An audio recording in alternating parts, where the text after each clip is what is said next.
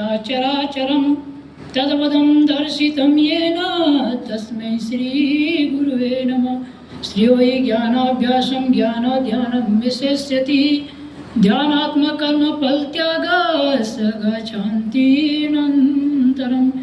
गुरु को की जय बंदगी कोटि कोटि प्रणाम। कीर्तन जाने मृग को कर गुरु आप समान। जन जन में निवास करने वाले संत सम्राट सदगुरु कबीर साहिब जी, स्वरूपलीन सदगुरु अभिलाष साहिब जी, स्वरूपलीन सदगुरु श्री जवाहर साहिब जी, इस मंच के कार्यक्रम के मुख्य प्रवक्ता परम श्रद्धेय श्री प्रभु साहिब जी, उनके साथ पधारे हुए वैवृद्ध साहिब जी और कबीर आश्रम बिरसी भाटा से पधारे हुए पूज्य श्री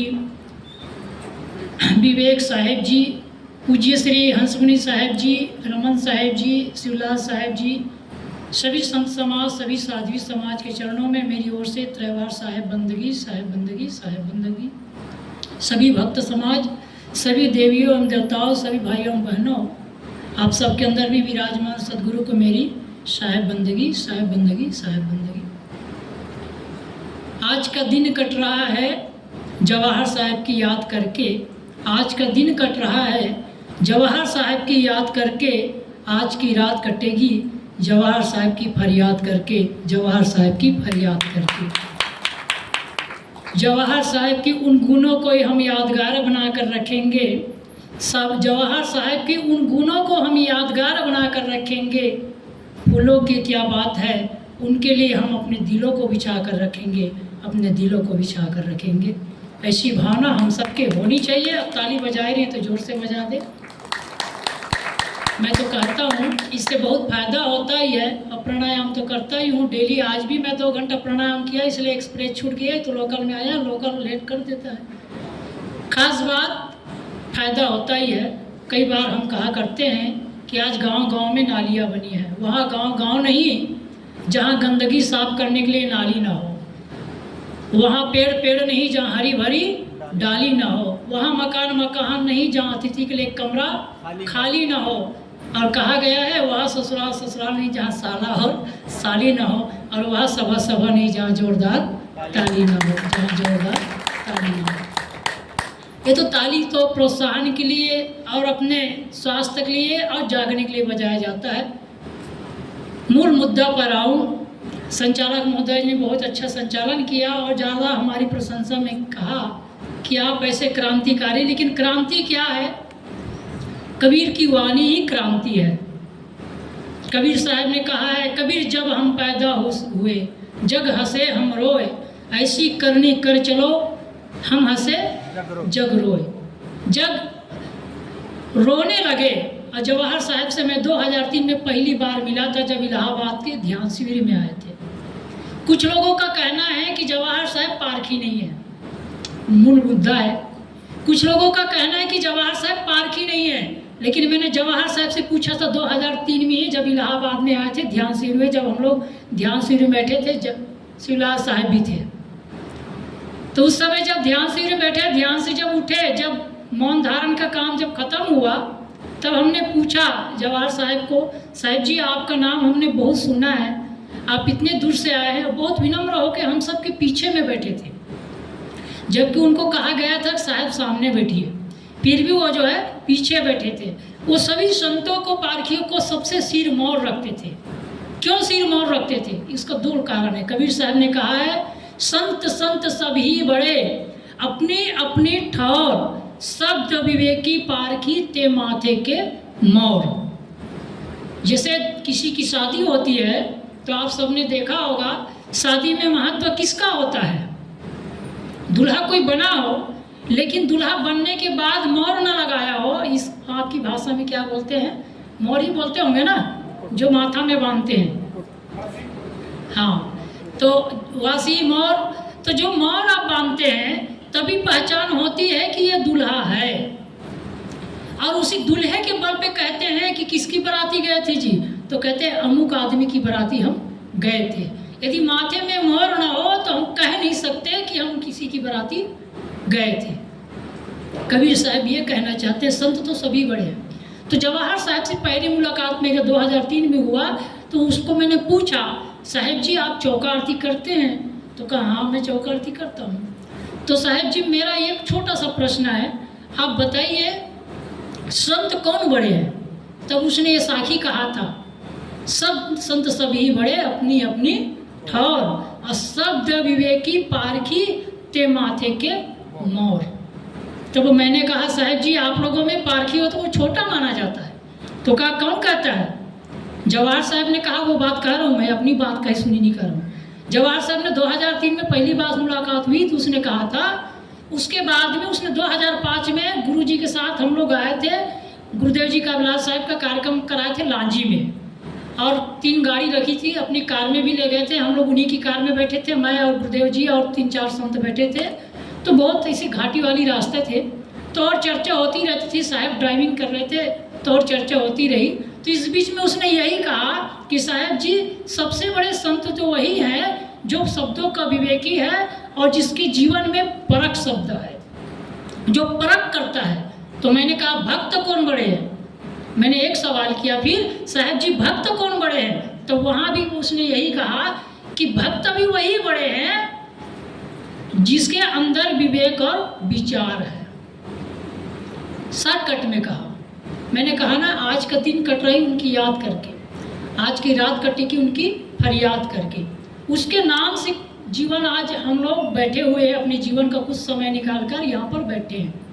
अरे पुराम जी का भी सौभाग्य है कि हालांकि आश्रम में सब लोग हैं, फिर भी एक नियम बनाया कि कम से कम कोई साल में संत को एक बार बुलाकर कुछ तो कार्यक्रम कराएंगे। ऐसे तो होना ही चाहिए, यदि नहीं होता तो कोई आश्रम नहीं करता।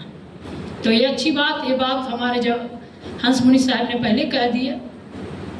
तो मैं खास बात कह रहा था, शब्द संत संत सभी बड़े, सभी संत बड़े हैं। संत को मानना बुरी बात नहीं है, आप विश्वास नहीं करेंगे, मैं कोई ऐसे संत नहीं होंगे जिससे नहीं मिला हूँ। बड़े से बड़े आचार्य सिर्फ रामपाल के छोड़, आसाराम से मिला ही हूँ, स्वरूपानंद से मिला हूँ, अखंडानंद से मिला हूँ, वासुदेवानंद, रीतम्भरा जी, किशोरी जी, जया जी, जितने प्रवक्ता हैं, और अभी अवधेशानंद, आपके रामदेव जी और आपके आदित्यनाथ योगी जी, उनके गुरु जी अवैधनाथ गुरु जी जिनके गुरु थे, उनसे भी मिला हूँ। और सभी संतों से मिलने के बाद सभी जो 12-12 साल तक तपस्या की एक पैर में, उसके पास भी गया हूँ। जो 12-12 साल से ठंडे पानी में बैठे हैं, इतना पानी में, घुटने इतने पानी में, ठंडे पानी में, उसके पास भी गया हूँ। जो कांटों में सोए थे उनके पास भी गया हूँ। जो जल शयन वाले हैं, अग्नितपन वाले हैं, हम लोग अभी देखिए जेठ की गर्मी में हम लोग फैन चला रहे हैं, बैठ नहीं सकते। और अभी कंचन जो साध्वी है 18 साल की है, वो कड़ी धूप में चारों तरफ कंडे की राख लगाती है, कंडे की आग, और उसमें घी और डालता है ताकि आग बुझे ना, घी और डालता है चारों तरफ, ऊपर खुला। और जेठ की गर्मी में, यहाँ तो कभी गर्मी नहीं है, जेठ की गर्मी में वो वहाँ पर बीच में बैठी है, क्यों? तपस्या के लिए। लेकिन यदि पूछा जाए उनको भी, मैंने तो पूछा है, कई लोगों से पूछा है, तो कुछ संत लोग तो भड़के मेरे लिए, ये नास्तिक कहाँ से आया? फिर कुछ लोगों ने कहा हाँ बेटा बोलो बोलो। तो फिर मैंने कुछ प्रश्न किया तो उन लोगों ने अपने ढंग से जवाब दिया। खास बात मैं कह रहा था, हम सब के जीवन में संत की आवश्यकता है, लेकिन संत को भी परखना और समझना जरूरी है। अब रही बात जवाहर साहब अंदर से पूरे विवेकी और पारखी थे, इसलिए चौका 2 प्रकार की होती है, मैंने देखा है। अभी रोसड़ा गद्दी का चौका हुआ, जहाँ मेरे को भी प्रवचन में बुलाए थे, मैं भी गया था आसाम में। तो मैंने देखा हमारे यहाँ छोटे छोटे केले के पत्ते लगाते हैं ना आप लोग चौका में, वो लोग पूरा खंभे ही गाड़ते हैं, 4 केले का पूरा खंभा ही गाड़ते हैं चारों तरफ, 4 खंभा, और 4 खंभा गाड़ेंगे, चारों तरफ 3 तलों से दिया जलाएंगे, बहुत लंबा चौड़ा रहेगा, और उसमें दिया जलाएंगे और चौक पूरेंगे। लेकिन वहाँ हम लोग जैसे आटे के जो दिया बनाते हैं ना, वो आटे के दिया नहीं बनाएंगे, आटे के जो आरती बनाते हैं वो आरती वो लोग नहीं बनाते हैं, और वो लोग दिया जलाएंगे। दिया जला करके संत वहाँ पर बैठेंगे, बस जो महंत है वो, और महंत है तो वो भी बैठ जाते हैं और कोई नारियल भेंट नहीं करते हैं, कुछ नहीं करेंगे, सिर्फ वो दिया जलते रहेंगे, इधर भजन गाते रहेंगे, दिया जलते रहेंगे, भजन करते रहेंगे। तो जवाहर साहब से मैंने पूछा था, तो साहब जी कौन संत बड़े हैं? तो उसने यही कहा था, पारखी। अब पारखी किसको कहा जाए? जो अपने जीवन में विवेक और विचार का उपयोग करे। जैसे गुरु बहुत प्रकार के होते हैं। एक छोटी सी कहानी कहूँ, अपनी वाणी को विराम दूंगा, क्योंकि आप सबके अंदर बड़ी तपस्या है, तपस्या करके बैठे हुए हैं और साथ साथ में और संत लोग बचे हुए हैं। तो कबीर साहब ने जो कहा है, भूल मिटाए गुरु मिलाए पारखी, पारख दे लखाई, कहीं कबीर भूल के औसत पारख सबकी भाई। कबीर साहब ने कहा कि गुरु कैसे हमको मिलता है यह हम पर निर्भर करता है। और गुरु मिल भी गए, विवेकी ना भी हो, पारखी ना भी हो, लेकिन यदि ज्ञानी है तो उनके ज्ञान से हम परख शक्ति ले सकते हैं। मैंने कहा ना, मैं जब 5-7 साल का बच्चा था तो पहले तो मैं मुकुटमणि नाम से के साहब के पास, फिर उसके बाद सुखरीत साहब के पास, जब वो नहीं ले गए तो बाद में एक राम बालक दास महाराज हुए, जो जामड़ी पाट वाला, जिसको छत्तीसगढ़ के जितने महात्मा हैं शायद जानते होंगे। बहुत बड़ा आश्रम है, उसके पीछे 5 कारें चलती है, उसको मंत्री का दर्जा दिया गया है और लंबी उसकी कहानी है। उसके यज्ञ 151 कुंड यज्ञ होती है, जिसमें कम से कम 25 लाख 20 लाख के खर्चा होता है। बहुत बड़ा कार्यक्रम होता है। इलाहाबाद के कुंभ मेला में उनका कार्यक्रम कम से कम, आपके आश्रम है ना, ये आश्रम के पूरा प्रांगण से भी बड़ी जगह उसको मिलती है। इलाहाबाद के कुंभ मेला में बहुत बड़ी जगह उसको मिलती है, और भी हेड जगह में मिलता है। राजयोगी बाबा उनके गुरु थे, जो मेरा गुरु था वो भी, और अभी है राम बालक दास महाराज, जामड़ी पाटेश्वर धाम। तो उन लोगों के अंदर भी विवेक की बात मुझे मिली। वो कैसी मिली? तो वो लोग जब कीर्तन करते थे, मैं भी कीर्तन गाता था, हरे कृष्णा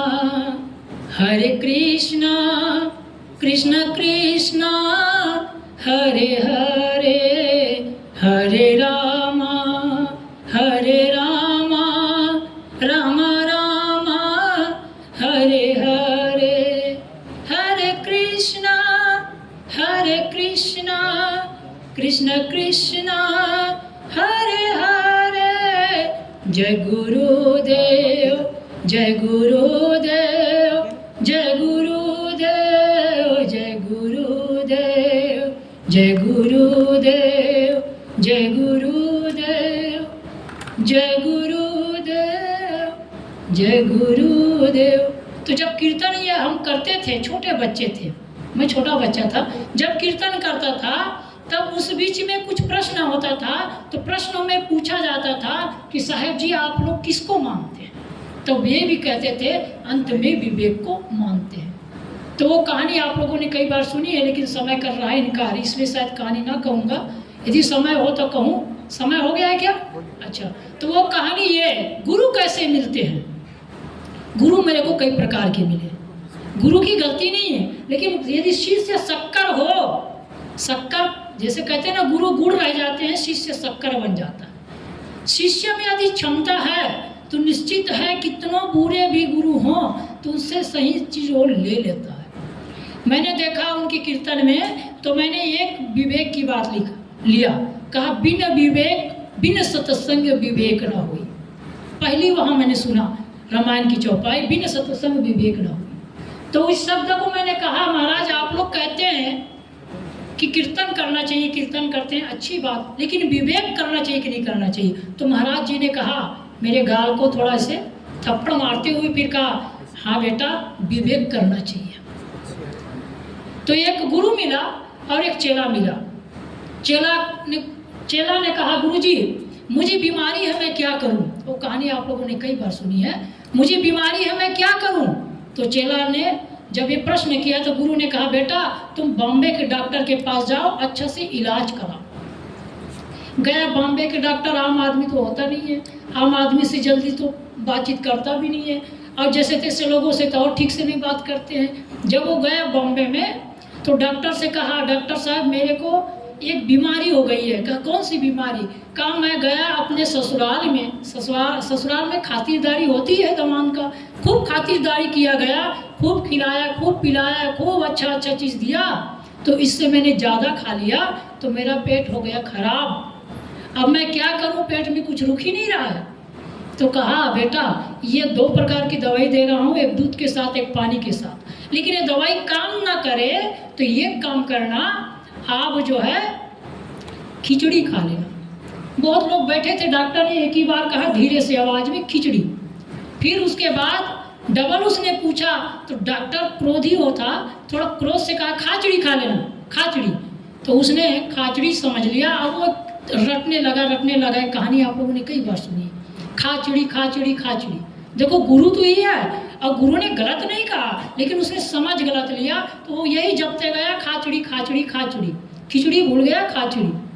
जब वो खेत में गया, खेत के रास्ते से ही जाते थे पहले जमाने था, तो जब खेत के पास गया तो एक किसान था, वो चिड़िया को भगा रहा था। उस बीच में जा कर के उसने कहा खाचड़ी खाचड़ी। किसान ने गुस्सा से उनको एक लाठी मारा, कहा भैया कहीं का, मैं इतना मुश्किल से मैं एक चिड़िया को भगा रहा हूँ और तू खाता है खाचड़ी खाचड़ी। तो कहा क्या कहूँ? कहा हुर फूर, बस हुर फूर करते जाना, मतलब चिड़िया उड़ जाएगी। तो वही कहते गया हुर फूर। एक जगह एक बहेलिया जो है, मतलब चिड़िया फंसा रहा था। मैं बहेलियों को भी देखा, सुबह 4 बजे चले जाते हैं। वर्षा तहसील में मेरे चौका आरती कार्यक्रम था, और तो उस बीच में मैं गया था, बहुत पहले की बात है। तो जब मैं नदी में चला जाता था सुबह सुबह, घर में हल्ला होता था, बकरी भी लोग पालते हैं कुछ लोग इधर मराठी लोग, तो बकरी भी पाले थे, तो मैं जो है जंगल में चले जाता था, वो नदी किनारे। तो सुबह ही आ गए 4 बजे, वो ठंडी के दिन, फिर भी 4:30 बजे वो बहेलिया आ गया, वो चिड़िया फंसा रहा था। तो वो सोचा मेरे को भी चिड़िया फंसाने वाला, तो वो मेरे पास आ गया। मेरे पास आकर के बोला ये आप क्या कर रहे हो भाई? तो मैंने कहा मैं भी चिड़िया फंसा रहा हूँ। तो कहा कौन सी चिड़िया फंसा रहे हो? तो कहा मैं तो सोच रहा हूँ मेरे अंदर की जो कामना की चिड़िया है, इच्छा की चिड़िया है, वासना की चिड़िया है, जो क्रोध की चिड़िया है, अहंकार की चिड़िया है, उसको मैं फंसा रहा हूँ। तो कहा मेरे समझ में नहीं आया। तो कहा भैया मैं प्राणायाम कर रहा हूँ, ध्यान कर रहा हूँ, आप अपना काम करो। तो अपनी चिड़िया फंसाने लगा। लेकिन उसने मुझे कहा कि थोड़ा दूर चले जाओ, वहाँ पर करो तो मेरी चिड़िया फंसेगी, नहीं तो मेरी चिड़िया नहीं फंसेगी।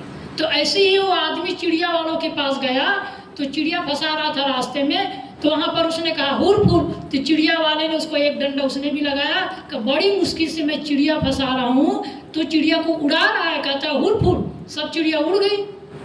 तो कहा क्या करना चाहिए? कहा आवाज जाओ फंस जाओ, आवाज जाओ फंस जाओ, आते जाओ फंसते जाओ, कुल मिला करके। तो एक जगह एक जवान, मतलब एक सेठ जी का जवान लड़का था, उसकी अर्थी निकली हुई थी। उस बीच में वो गया और वहाँ पर वो कहा आवाज जाओ फंस जाओ, आवाज जाओ फंस जाओ, और ले जाओ दे जाओ। वो यही कहते गया, ले जाओ दे जाओ। तो जब ले जाओ कहा, तब तो उसने कहा, लोगों ने, एक जवान लड़का मारा है तो इतना दुख हो रहा है, और तू कहता है कि और यमराज से कि जितने लोग हैं सबको लेते जाओ बोल रहा है, तो कितना दुख होगा। तो कहा क्या करना चाहिए? ऐसे नहीं बोलना चाहिए। तो कहा क्या कहना है? भगवान करे अस दिन कबू ना हो। अब यही कहते गया। झुरमुट में 4 चोर सोच रहे थे हम कैसे कल चोरी करेंगे बचेंगे, तो वो कह रहे थे भगवान करे ऐसे दिन कबू ना हो। उसके बाद में कुछ ही दूर में एक बाराती निकली थी, तो बाराती के बीच में पहुंचा, तो बाराती के बीच में भी वो जा कर के यही कहा भगवान करे अस दिन कबू ना हो, भगवान करे अस दिन कबू ना हो। बाराती वालों ने कहा भाई बड़ी मुश्किल से तो हमारे लड़के की शादी हो रही है। आजकल लड़कों की शादी बहुत कम होती है। क्यों? क्योंकि लड़कियां बहुत पढ़ी लिखी है, क्योंकि लड़कियां फैशन में है, जवान फैशन में है और बूढ़े टेंशन में है। और फैशन के कारण ही ऐसे हमारे महाराष्ट्र में बहुत अच्छे लोग हैं। आप लोग, मैं कई बार कहा करता हूँ बहुत अच्छे। अभी मैं बंगाल गया था, बुढ़िया लोग लिपस्टिक लगाई थी, तो सत्संग में बैठी थी, तो मैं अक्सर कहा ही करता हूँ, और जब भी बोलता हूँ तो 10 मिनट एक्स्ट्रा ही बुला देते हैं। आप लोगों जैसे प्रेम उन लोगों का भी है, और यहाँ का तो है ही, सभी बोपचे प्रेम, सभी बोपचे का, सभी लोगों का है। तो मैंने कहा होठों की शोभा लिपस्टिक से नहीं मीठी जुबान से है, होठों की शोभा लिपस्टिक से नहीं मीठी जुबान से है, चेहरे की शोभा पॉन्स पाउडर से नहीं मीठी मुस्कान से है, मीठी मुस्कान से है। और ये भी कहा मैंने, आने वाली संतान माँ की आंचल का सुख कहाँ ले पाएगी, आने वाली संतान माँ की आंचल का सुख कहाँ ले पाएगी, क्योंकि जींस पहनने वाली माँ आंचल कहाँ से लाएगी, आंचल कहाँ से लाएगी। ये शब्द जब मैंने कहा तो उन लोगों ने सवाल किया, गुरुजी ये लिपस्टिक पर आपने बोला, आप बताइए या हम लोग बाराती जाए तो स्वांग करके ना जाए तो कैसे बनेगा। मैंने कहा आप लिपस्टिक अपने हाथों से बनाते हो क्या, नहीं ना। और लिपस्टिक का अर्थ क्या होता है, मैं पढ़ा लिखा नहीं हूँ लेकिन आप लोग देख लीजिए, लेब मतलब खूनी होता है, अब केश मतलब त्वचा होता है, गंदी चीज। और दूसरी बात, मैं फैक्ट्री देखा नहीं हूँ, हमारे गुरुजी ने बताया था जहाँ लिपस्टिक बनती है बहुत गंदी चीज से बनती है, सुअरों को बांधा जाता है, गैया को बांधी जाती है, बकरियों को बांधे जाते हैं, सब में गर्म पानी डालते हैं, खौलता हुआ पानी मशीन के द्वारा, और जिस जगह खून जमता है उसी जगह का खून मशीनों से निकाला जाता है, उसके बाद केमिकल डाला जाता है, उसके बाद उसको रंग डालने के लिए उसको डाला जाता है, तब जाकर लिपस्टिक में लाल रंग पैदा होता है। कितनी गंदी चीज। तो मैंने उनको कहा आपके मुंह से जब मुंह से खून निकलता है तो थूकते हो के रखते हो, कहाँ थूक देते हैं, तो दूसरे को खून लगा रहे हो, कहाँ समझदार हो। कोई मरता है घर में तो कहाँ गाड़ते हो, शमशान घाट में कि घर में, कहा शमशान घाट में। क्यों शमशान घाट में गाड़ते हो, क्योंकि वहाँ गाड़ने की जगह है। तो मैंने कहा जब आपके हृदय मंदिर घर है, यहाँ तुम मुर्दा गाड़ रहे हो तो क्या है, शमशान घाट ही तो है। तुम शाकाहारी जरूर हो लेकिन तुम लिपस्टिक लगा रहे, तो वही हुआ।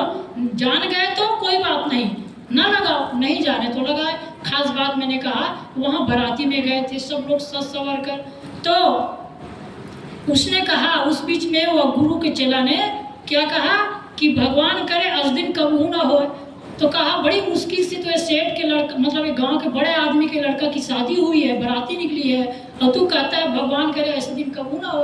तो कहा क्या कहूँ, कहा ये कहना कि भगवान करे अस दिन सब जग होए, अंतिम है बस, सब जग होए। सब जग होए मतलब सब जगह ऐसा ही होना चाहिए, सबकी शादी होनी चाहिए, कहते जाओ।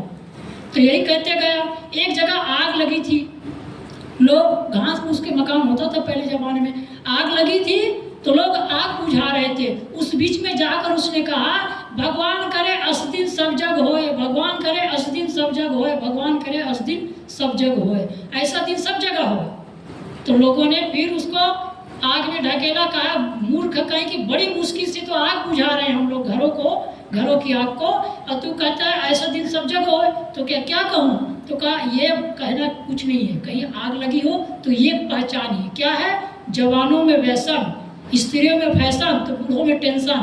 तो व्यसन करने वाला यदि भी बीड़ी पी रहा है तो उसके मुंह में समझ लो आग लगी है। तो आग लगी, उसकी पहचान क्या होगी, तो कहाँ मुंह से धुआं निकलेगा। तो एक सुटेड वुटेड आदमी जो है वो घर में पहुंच ही चुका था वो आदमी। तो घर में पहुंचते पहुंचते ही वो पनामा पी रहा था। एक आदमी उसको देखा, उसने जो प्रोफेसर था वो पनामा पी रहा था। कई महंत लोग भी पनामा पीते हैं, उससे भी मैंने कई बार प्रश्न किया आप पनामा क्यों पीते हो।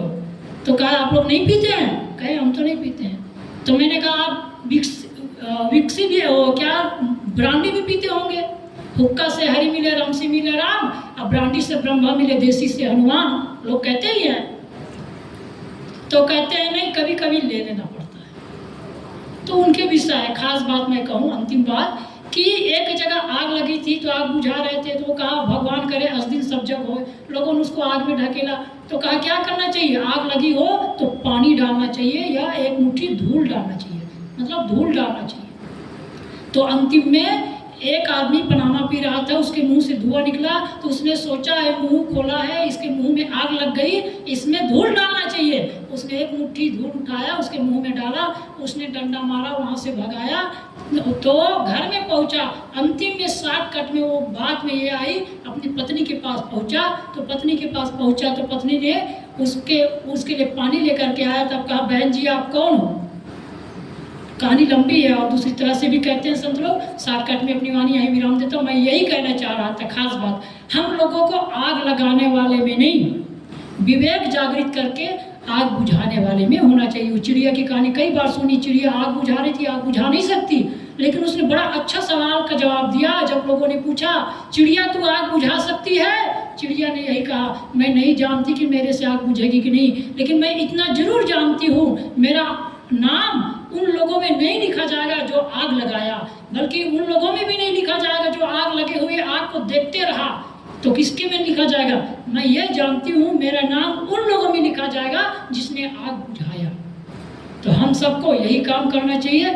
और आप सब लोग विवेकी है, पारखी है, चाहे कोई भी मत पंथ के संत हो, उससे अच्छे विचारधारा ले और अपने जीवन में अच्छाई को लेकर के आगे बढ़े। इन्हीं वचनों के साथ अपनी वाणी को देता हूँ विराम। आप लोगों ने बहुत तहदील से मेरी बात को सुना, इसलिए आप सबको साहेब बंदगी। इन्हीं वचनों के साथ अपनी वाणी को देता हुए राम, आप सबके अंदर बैठे सदगुरु को मेरा प्रणाम। जन्नत की महलों में महल हो आप सबका, हवाओं की वादों में सहार हो आप सबका, सितारों के आंगन में घर हो आप सबका। सदगुरु से मेरी प्रार्थना है, हर दिन हर पल खुशहाल हो आप सबका, हर दिन हर पल खुशहाल हो आप सबका, हर दिन हर पल खुशहाल हो सबका। साहेब बंदगी, साहेब बंदगी, साहेब बंदगी।